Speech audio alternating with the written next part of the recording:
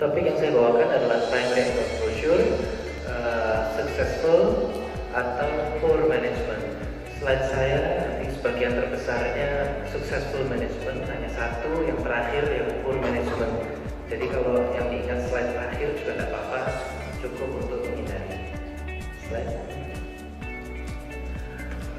Sebagai latar belakang, saat ini baik di negara maju maupun negara berkembang, pelayanan glaukoma itu cenderung dialihkan atau ditransfer ke subspesialistik. Jadi di luar negeri banyak dokter yang sudah enggan merawat pasien glaukoma, khawatir resiko salah treatment atau salah dalam diagnosis follow up dan sebagainya. Padahal sebetulnya keberadaan subspesialis care itu sangat terbatas, terutama di negara kita. Mungkin kalau yang praktek di Tulungagung, di Blitar yang sedikit agak jauh, sudah pasiennya kadang-kadang sudah nggak mau dirujuk ke tempat yang jauh, padahal subspesialis glaukoma belum tentu ada di sekitar kita. Di sisi lain, banyak sekali kasus glaukoma yang perlu penanganan yang baik, penanganan yang cepat. Jadi untuk dokter-dokter di lini depan perlu memahami bagaimana supaya tidak keliru menangani kasus-kasus ini. Kita langsung ke patofisiologi terlebih dahulu. Kita lihat ini mudah ya, slide yang paling sering kita lihat kalau membahas glaukoma. Sebagian besar dikatakan karena gangguan di pretrabekular, ya. Sebagian kecil sekali post-trabekular, yang pretrabekular yang banyak. Di daerah kita hampir sama prevalensi antara angle closure dengan open angle. Jadi blok pupil itu penyebab tersering dari glaukoma sudut tertutup. Slide. Nah, di sini yang disebut dengan blok pupil, jadi kita lihat karena iris ini bersandar pada lensa, jadi sedikit sekali perubahan mekanik dari kontraktilitas otot pada iris, dia bisa menyebabkan menempel pada lensa sehingga terjadi aliran di sini terhambat dan terjadi iris bomba, sudutnya tertutup. Mudah sekali untuk mengenali patofisiologi dari angle closure. Nah, kita bisa lihat dengan pemeriksaan langsung. Nanti ada mudah kita lihat sign and symptomnya. Kalau dengan alat bantu lebih jelas lagi ya. Ini yang normal, ini yang terdorong ke depan, ini sudut yang sempit, gonioskopi sudut tertutup, ini sudut terbuka. Jadi kalau punya gonioskopi sangat berguna. Tapi kalau serangan akut biasanya tidak perlu gonioskopi ya. Pasien masuk di ruang praktek langsung kita tahu ini glaukoma sudut tertutup ya.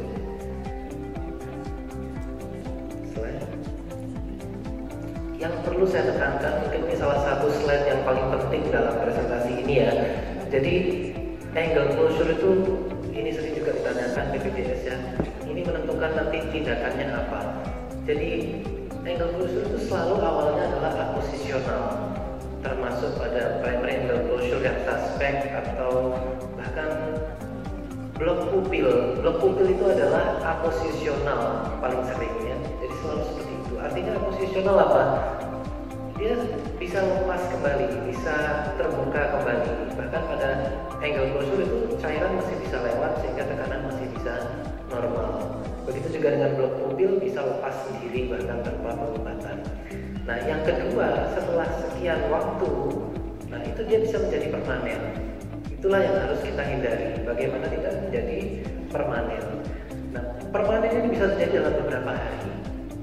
Nah, ini yang penting. Jadi jangan sampai kita menemukan acute angle closure yang neglected sehingga terjadi synechial angle closure. Ya, di sini tujuan terapi yang awal, karena opsi pilihan terapi nanti lebih banyak untuk yang masih belum synechial. Ini contoh yang synechial ya. Synechial bisa terjadi di perifer anterior maupun synechial posterior. Kalau synechial posterior ini ya bisa karena attack glaukoma atau acute blok pupil lama-lama jadi synechial atau karena uveitis yang sekunder ya. Nah, kalau di samping kalau sudah lama itu terjadi synechial kalau 360 derajat, maka ya sudah pada umumnya tidak bisa kembali dan sudut akan tertutup secara permanen. Ini yang disebut dengan synechial.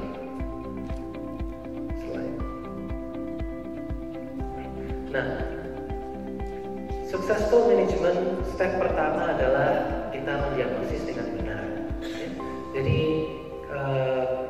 kalau diagnosis tidak benar, ya successful management sulit dicapai. Ya. Jadi sebetulnya diagnosis primary angle closure mudah. Artinya tidak perlu dokter spesialis mata, dokter umum sebaiknya harus dengan mudah bisa mendiagnosis primary angle closure. Ya. Dan perlu diingat bahwa makin cepat ditemukan makin baik untuk menghindari sinekia tadi.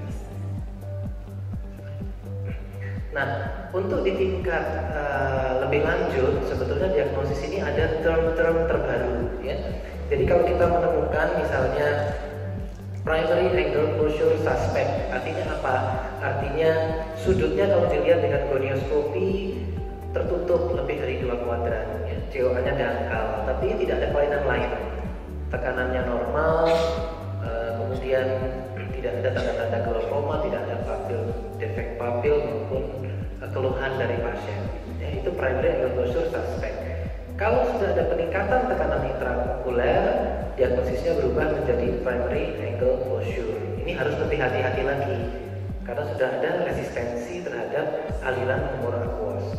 Ya, PAC berarti kejadiannya belum lama, ya, belum menimbulkan defek pada papil. Kalau sudah terjadi defek pada papil, optik neuropati visual field loss, diagnosisnya sudah PACG. Jadi stepnya seperti ini 3. Nah, khusus untuk acute primary angle closure itu harus ada beberapa kriteria tambahan.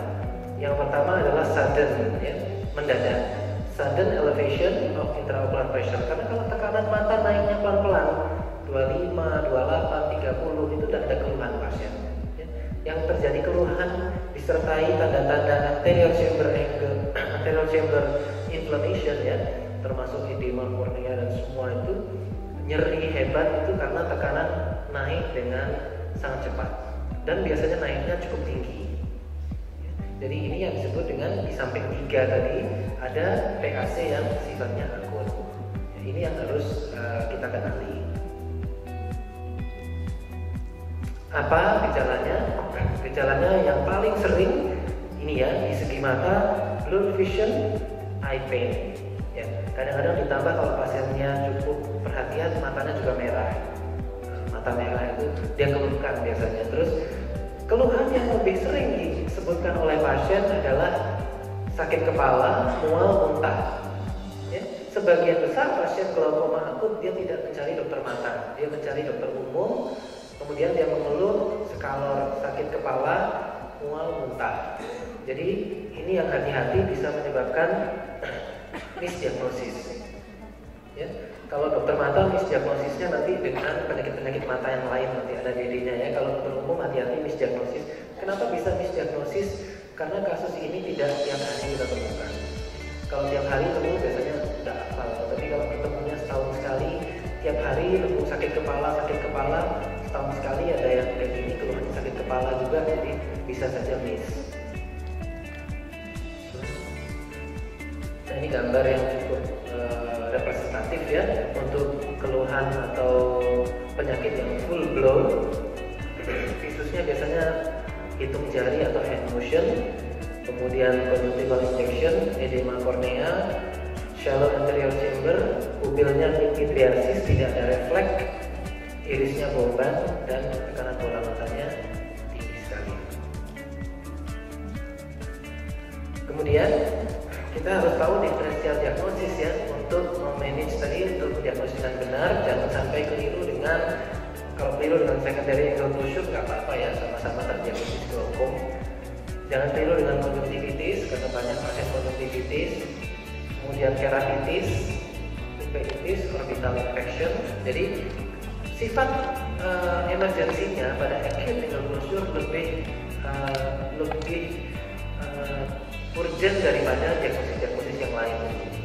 Kalau misalnya keratitis, ya terlambat menangani 1-2 hari. Kalau ini tidak boleh keliru, ya, jadi harus diturunkan tekanannya cepat.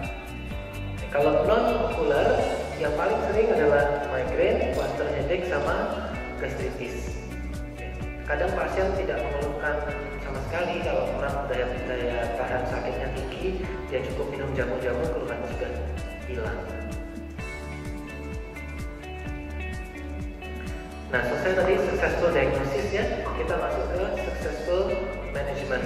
Jadi slide ini selalu saya ikutkan ya pada setiap membahas topik ini. Sebetulnya ini mudah sekali asal kita selalu ingat ya. Jadi regimen ini bisa diberikan semuanya, kecuali yang terakhir ini boleh pilih salah satu. Pada umumnya dengan 3 obat ini ya, 3 obat ini saja sebagian besar angle closure sudah resolve. Sebagian besar pasien sudah sakit kepalanya hilang, kaburnya hilang, edema kornea semuanya sudah hilang dengan 3 obat ini. Ya. Biasanya kalau hanya diberi timol tidak turun, ya. Apalagi kalau hanya diberi asam penamat biasanya nanti tidak membaik. Nah, dengan diberikan semua terapi ini turun, ingat bahwa ini adalah initial treatment. Ya. Jadi ini bukan terapi definitif. Pasien yang diberikan terapi ini dijamin keluhannya akan berulang kalau dia tidak mendapat terapi definitif. Meskipun pasiennya sudah sembuh dok, tidak mau pergi lagi, tetap harus dipaksa untuk dirujuk. Ya, kalaupun kita, misalnya dokter mata kita di klinik sudah berhasil mengobati ini, kemudian pasien disuruh kontrol kembali, ternyata sudah normal, itu bukan berarti terapi kita sudah berhasil. Karena seringkali kita mendapat rujukan pasien sudah terapi 2 bulan, 3 bulan, sudah terapi ini berulang. Jadi ketika sudah tidak berhasil baru dirujuk. Sebetulnya itu keliru ya. Meskipun berhasil menurunkan, tetap harus di refer. Karena kalau sudah tidak berhasil, kita yang kesulitan ya. Itu berarti sudah permanen sinekial ya. Jadi kita yang kesulitan, nanti perawat sudah tidak mau turun lagi. Sudah 2-3 bulan di terapi berulang. Ketika sudah sinekial, maka kita harus lebih agresif lagi untuk menurunkan preoperatif. Jadi successful management yang sebenarnya adalah quick referral. Kalau Anda memutuskan untuk tidak memberikan terapi definitif atau mengoperasi sendiri, jadi dokter mata general ophthalmologist boleh penanganan operasi glaukoma ini masih kompetensi dari dokter mata umum. Asalkan kita berlatih terus ya, kita berlatih terus, belajar lagi. Memang kami juga memahami waktu lulus jadi spesialis mungkin hanya beberapa kali ya, tidak terlalu sering melakukan nanti glaukoma, kurang pede ya, tetap belajar lagi. Sebenarnya tidak sulit. Kalau kita memutuskan tidak melakukan terapi definitif, maka successful management adalah quick referral. Jadi sebelum terjadi synechial angle closure. Slide. Nah, successful management kalau kita berhasil melakukan terapi definitif sehingga pasien tidak mengalami serangan berulang, tidak terjadi optik neuropati, tidak terjadi glaukoma. Jadi kalau ini aposisional, ya dikatakan iridektomi itu bisa menyembuhkan 90% kasus pupillary block. Ya. Dengan iridektomi selesai, dengan ekstraksi lensa selesai. Ya. Trabekulektomi itu kita reserve biasanya ya, lebih sulit terapinya itu reserve untuk yang sudah sinekial. Ya. Misalnya kita nemukan angle closure sudah neglected 2-3 bulan, kemungkinan besar dia akan memerlukan trabekulektomi. Nah sekarang mana yang Anda pilih ketika pasien dengan serangan ini, iridektomi atau phaco? Ya, akhir-akhir ini makin besar trennya ke arah phaco. Kita lihat apa bedanya iridektomi atau phaco ya. Yang jelas iridektomi jauh lebih mudah ya, tidak perlu persiapan khusus, tidak perlu pelatihan tambahan misalnya. Jadi iridektomi semua bisa lakukan. Seperti yang tadi gambarnya kita buat insisi dengan keratom, keluarkan iris sedikit, dipotong bisa kurang dari 5 menit. Dan itu berhasil. Dengan laser juga kalau ada alatnya lebih aman lagi ya, lasernya sudah tahu cara menggunakannya ya. Secara jangka panjang phaco memang lebih baik. Phaco long term lebih baik. Kenapa? Karena sebagian besar pasien yang post attack ini lensanya tetap tumbuh. Kita punya pasien pasca iridektomi ternyata angle closure-nya berlanjut. Kadang-kadang dengan pasca iridektomi bisa terjadi angle closure sebagian pasien. Dan sebagian pasien juga akan mengalami katarak setelah tindakan ya. Setelah tindakan histerektomi, manipulasinya agak kelebihan sedikit, bisa atau attack yang berulang dia bisa timbul katarak. Jadi sekalian di Phaco lebih nyaman, hanya saja memang jauh lebih sulit. Apalagi Phaco pasca angle closure attack itu jauh lebih sulit. Jadi kalau Phaco-nya sudah mahir, mau di Phaco silakan. Lebih sulit sedikit tapi hasilnya jangka panjang lebih baik. Dan kalau sudah di Phaco, insya Allah tidak perlu iridektomi lagi ya, hasilnya lebih dalam jawabannya. Nah, untuk trabekulektomi sampai saat ini dia masih merupakan gold standard untuk IOP reduction pada angle closure ini ya. Sebetulnya secara teknis dia tidak sulit, tapi saya tidak membahas teknik trabekulektomi di sini, mungkin bisa topik tersendiri. Pada umumnya kita tunggu, bila memungkinkan kita tunggu sampai tanda-tanda inflamasi reda. Dan paling penting di sini ya, trabekulektomi itu tidak sekali jadi seperti katarak. Jadi sangat memerlukan evaluasi rutin pasca operasi. Jadi kalau mau melakukan trabek harus mau follow up, ya, harus tahu intervensi baik itu hipotoni maupun terjadinya peningkatan PIU pasca trabek. Nah ini contohnya trabek pasien kita ya. Biasanya hari pertama pasca trabek itu menyenangkan ya, kelihatan TIO-nya 10. Ini konjungtivanya, blacknya bagus, naik sedikit, bahkan translucent ya, kelihatan insisi dan jahitan kita di sini menyenangkan. Tapi meskipun operasi kita sebaik apapun, potensi terjadinya scar. Nah biasanya 1 bulan, 2 bulan sudah seperti ini. Jadi sudah fibrosis, jaringan parut udah nggak mengalir, sudah nggak ada cairan yang mengalir di sini. Nah kita secara rutin sekarang menggunakan fluorouracil ya, bisa diinjeksi 0,1 cc di superior dari bleb. Kalau mau melakukan ini 2-3 kali injeksi, keberhasilan trabekulektomi kita akan meningkat dengan drastis. Jadi kalau sudah bisa trabekulektomi, jangan pesimis, dengan intervensi tambahan sedikit, insya Allah keberhasilan kita makin tinggi. Nah ini slide terakhir saya, seperti saya janjikan tadi. Jadi yang dimaksud dengan poor management itu ini yang ingat ya. Satu, tadi misdiagnosis of acute angle closure ya, primary angle closure itu sebetulnya tidak perlu terjadi karena gejala-gejalanya tadi yang akut jelas ya. Atau late referral, jadi diterapi sudah 2 bulan, 3 bulan, sekarang kok sudah mempan, dikasih glausetan, nah sekarang aja dirujuk. Nah itu menyusahkan kita yang dirujuk dan menyusahkan pasien.